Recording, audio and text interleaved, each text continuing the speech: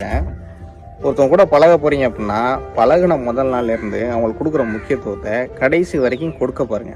இல்லையா வேணாம், அந்த உறவே வேணாம், அதுக்கு பழகாம இருந்துடலாம். எதுக்கு சொல்றேன் அப்படின்னா, தேவைக்கு ஏற்ற மாதிரி மாறுற மனசு வேணா உங்ககிட்ட இருக்கலாம். ஆனா அதை ஏத்துக்கிற மனசு இங்க எல்லாருக்கிட்டையும் இருக்கிறது இல்லை.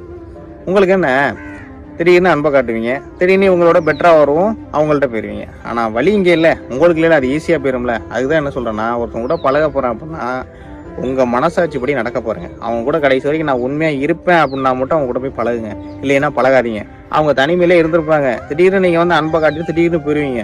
ஆனா வழி அவங்களுக்கு தான் வழி. அதுவும் இல்லாம எல்லாரும் கொடுக்குற அட்வைஸ் என்னன்னா மூவ் ஆன்.